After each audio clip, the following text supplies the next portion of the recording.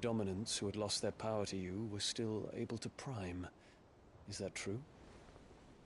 It is.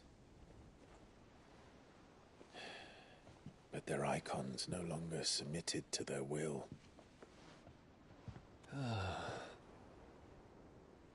Then mine will have to be stronger. That you both might save your strength for the battle to come. You don't have to do this. If you do, there's a chance you might lose all you have left. And what have I but regret? My life ended in the Dominion. I fear death no more. Besides, I would have words with Ultima. He has much to answer for.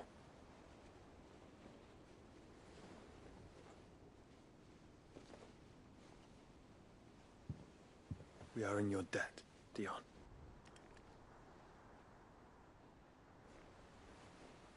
We can speak of debts when this is over.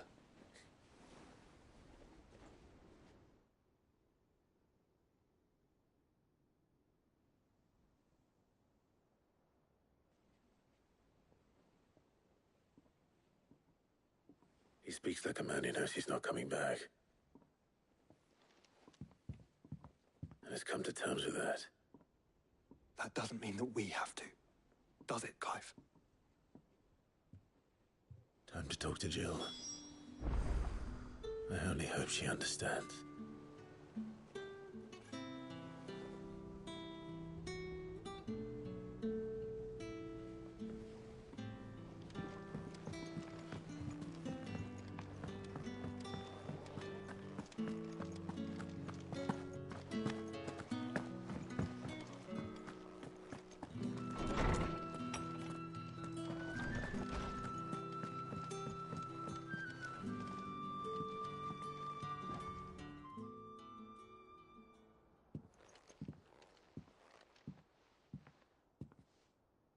Come to wish on a star.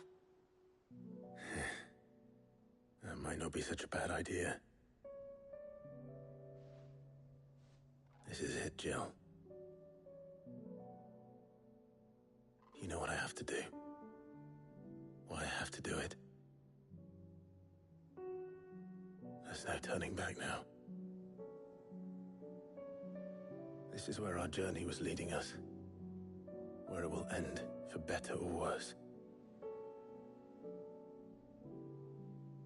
I could pray to Metia for you. But you'll be all right, won't you, Clive?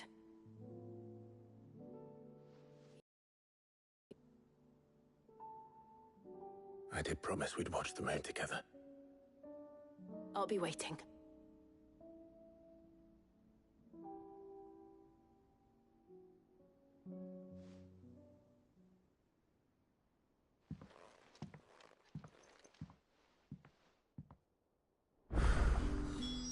It's almost time. Better make sure I haven't forgotten anything.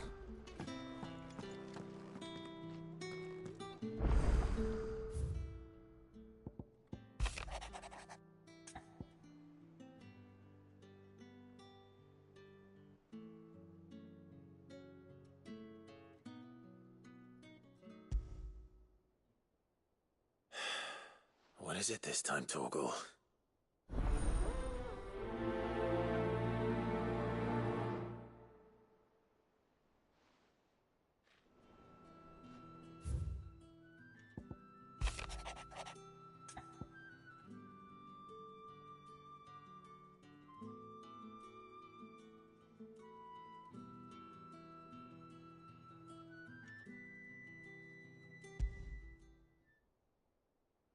Something tells me this is no mere adventure story.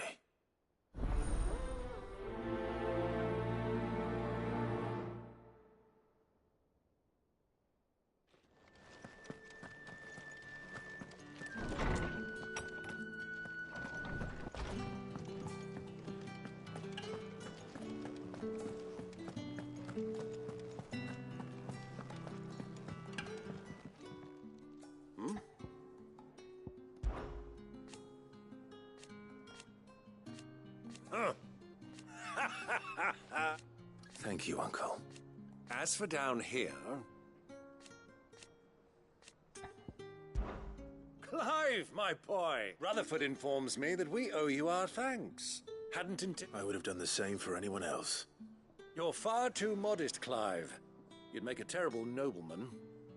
But tell me, is the realm truly in as dire a state as Rutherford suggests? From what little I saw, you were right to be worried. I suppose I should have expected the worst. But I was rather hoping the great and good of the realm might have things a little more under control. Alas, it seems that firm leadership is in short supply these days, and without it, the people are bound to lose their way. We must move quickly. But where do we start? True, the challenges that face us are many. But in my estimation, there are two key areas to be addressed before any other. The realm's armies and her larders.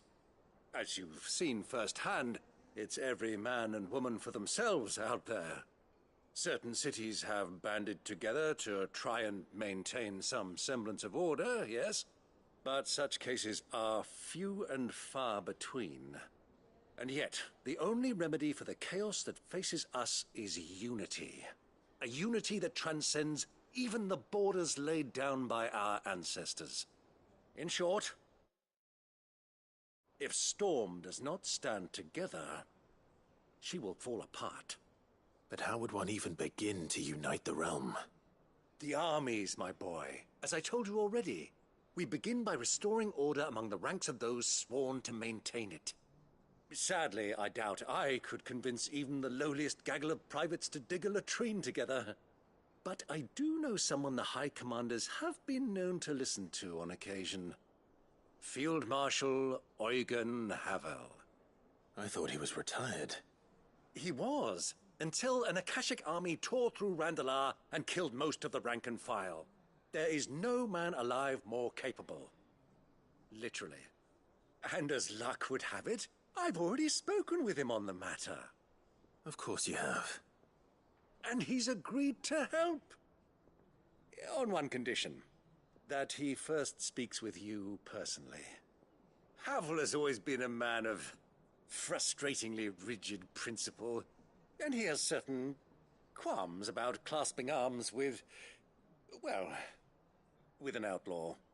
I extolled your many virtues as best I could, of course, but the old goat was adamant that he be allowed to appraise you in person. You don't mind, do you, my boy?